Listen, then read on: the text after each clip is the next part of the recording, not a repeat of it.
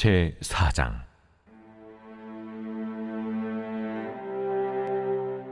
너 인자야, 도판을 가져다가 그것을 내 앞에 놓고 한 성읍 곧 예루살렘을 그 위에 그리고 그 성읍을 에워싸되 그것을 향하여 사다리를 세우고 그것을 향하여 흙으로 언덕을 쌓고 그것을 향하여 진을 치고 그것을 향하여 공성퇴를 둘러 세우고 또 철판을 가져다가 너와 성읍 사이에 두어 철벽을 삼고 성을 포위하는 것처럼 에워싸라.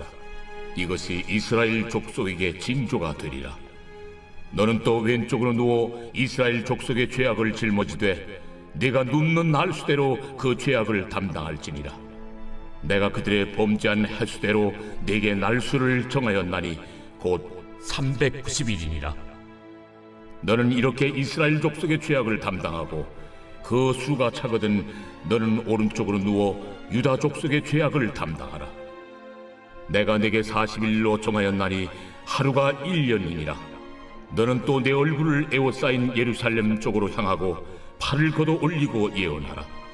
내가 줄로 너를 동일이니 네가 에워싸는 날이 끝나기까지 몸을 이리저리 돌리지 못하리라. 너는 밀과 보리와 콩과 팥과 조와 귀리를 가져다가 한 그릇에 담고 너를 위하여 떡을 만들어 네가 옆으로 눕는 날수 곧 390일 동안 먹되 너는 음식물을 달아서 하루 20세겔씩 때를 따라 먹고 물도 6분의 1 흰씩 되어서 때를 따라 마시라. 너는 그것을 보리떡처럼 만들어 먹되 그들의 목전에서 인분불을 피워 구울지니라. 내가 여러 나라들로 쫓아내어 흩어버릴 이스라엘 자손이 거기서 이같이 부정한 떡을 먹으리라. 아하, 주 여호와여, 나는 영혼을 더럽힌 일이 없었나이다. 어려서부터 지금까지 스스로 죽은 것이나 짐승에게 찢긴 것을 먹지 아니하였고 가증한 고기를 입에 넣지 아니하였나이다.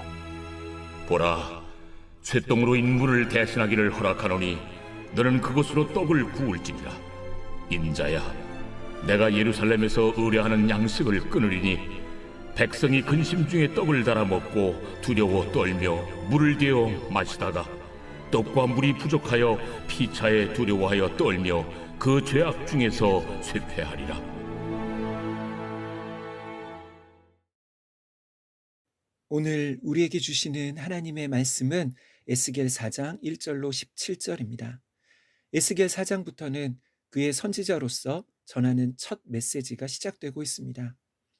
4장과 5장은 이스라엘에 임할 하나님의 심판과 멸망에 대한 주제가 나오는데요. 하나님께서는 에스겔에게 상징행위 또는 표적행위를 통해 그 메시지를 전달하고 있습니다. 에스겔의 사역이 다른 선지자들보다 특이한 것은 단순히 그의 말과 언어로만 말씀을 전하는 것이 아니라 다른 여러 가지 방식으로 이루어졌다는 것입니다. 그 중에 하나가 표적행위입니다. 표적행위란 말로 전하는 메시지가 아니라 사람들의 눈에 보이는 형태로 사람들이 눈으로 보고 그 의미를 생각하도록 만드는 시각적 메시지라고 할 수 있습니다. 에스겔의 첫 번째 표적행위는 한 토판을 가져다가 예루살렘 성읍을 그림으로 그리고 그 주위에 성을 공격하는 적군의 모습을 모형으로 만드는 것이었습니다. 이것이 무엇을 뜻할까요? 이제 곧 예루살렘 성이 바벨론 군대에 포위당할 것을 의미하는 것이지요. 그리고 나서 하나님께서는 에스겔에게 한 철판을 너와 그 성읍 사이에 세워서 성을 포위하는 것처럼 에워싸라고 명하십니다. 여기서 에스겔은 하나님의 역할을 대신하고 있습니다. 다시 말해 예루살렘을 포위하고 공격하는 것은 여호와 하나님이셨습니다. 예루살렘의 유다 백성들을 공격하는 진짜 적은 바벨론 군대가 아니라 하나님이셨습니다. 바벨론은 하나님이 사용하시는 도구일 뿐인 것이지요. 그러면 하나님께서 에스겔의 표적행위를 통해 포로된 유다 백성들에게 말씀하고자 하시는 것은 무엇일까요? 왜 하나님께서 예루살렘을 포위하고 공격하실까요? 그것은 너희가 지금의 이 처지와 형편에 처하게 된 것이 바로 너희의 죄 때문이라는 것입니다. 너희가 처해 있는 이 모든 상황의 원인은 단순히 나라가 약해서가 아니라, 단순히 군대가 약해서가 아니라, 정치적으로 너희 지도자들이 잘못된 판단을 해서가 아니라 하나님 앞에 너희의 영적인 문제 때문이라는 것입니다. 4절부터 하나님께서는 에스겔에게 이스라엘 족속의 죄악을 짊어지되 390일 동안 왼쪽으로 누워 있을 것을 명하십니다. 하나님께서는 이스라엘 족속의 범죄한 횟수를 따라 390일을 정해 주셨습니다. 이 390일이 무엇을 의미하느냐에 대해서는 성경학자들의 견해가 다양합니다. 그 중에 하나는 솔로몬 이후 북이스라엘과 남유다가 분열되어 남유다가 멸망하기까지의 기간을 약 390년으로 본다는 견해입니다. 또 하나는 솔로몬이 성전을 세우고 바벨론에 의해 그 성전이 파괴될 때까지의 기간을 의미한다는 견해도 있습니다. 어쨌든 여기서 핵심은 이스라엘의 역사 전체가 그들이 하나님께 범죄한 역사라는 것이지요. 그리고 나서 하나님께서는 390일이 차면 이제는 오른쪽으로 40일 동안 누워 유다 족속의 죄악을 담당하라고 명하십니다. 여기서 40일은 유다 백성의 바벨론 포로 기간을 의미하는 것 같습니다. 과거 이스라엘이 출애굽했을 때 가나안 땅에 정탐꾼들의 보고를 듣고 그들이 하나님께 원망하며 불순종하자 40년 동안 광야 생활의 징계를 받았습니다. 이와 비슷하게 40일은 40년을 의미하는 동시에 한 세대를 의미한다는 것이지요. 다시 말해 한 세대가 다 죽기까지 바벨론의 포로 생활은 끝나지 않을 것입니다. 8절엔 하나님께서 에스겔을 줄로 묶으시고 그의 마음대로 몸을 이리저리 돌리지 못하도록 하십니다. 이것은 이스라엘을 향한 하나님의 심판의 의지가 너무나 확고해서 바꿀 수 없는 확정된 일이라는 것을 뜻하는 것이지요. 9절부터는 또 다른 표적 행위입니다. 하나님께서는 에스겔이 390일 동안 내 곡물과 콩과 팥으로 떡을 만들어 먹되 하루에 23개를 먹고 물은 6분의 1 흰씩만 먹을 것을 명하십니다. 23개는 오늘날로 말하면 약 230g 정도고 6분의 1 흰은 약 600ml 정도를 의미합니다. 그래서 이 표적 행위의 의미는 예루살렘 성이 바벨론 군대에 포위되었을 때 성 안에 갇힌 백성들이 겪게 될 기근을 예언하는 것이지요.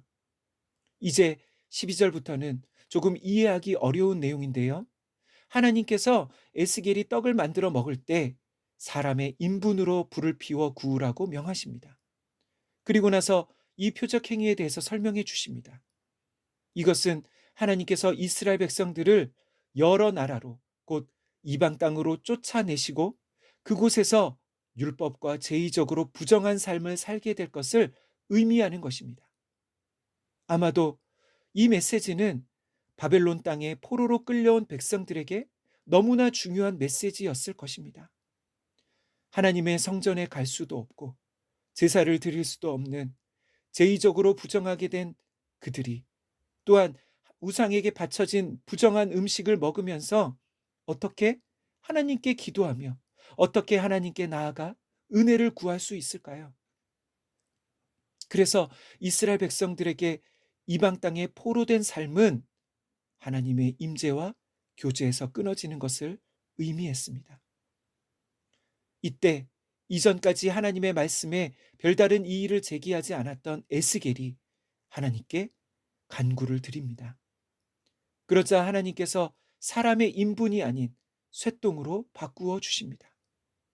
이것은 제의적 구별됨을 지킬 수 없는 이방 땅에서도 하나님을 찾고 은혜를 구하는 자들에게는 하나님께서 그들과 만나 주시겠다는 의미입니다.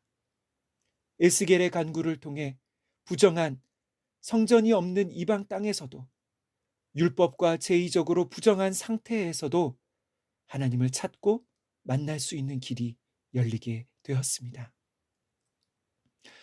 거룩하신 하나님 아버지, 하나님의 선지자로 부르심을 받은 에스겔이 전한 첫 메시지는 하나님의 심판과 재앙이었습니다. 에스겔은 파수꾼과 같이 백성들에게 닥칠 위험을 경고해야 했습니다. 에스겔이 전해야 할 메시지는 소망과 위로의 메시지가 아니라 오히려 백성들의 모든 소망을 꺾는 메시지였습니다. 왜냐하면 진정한 소망은 참으로 우리의 죄를 인정하고 회개할 때 주어지는 것이기 때문입니다.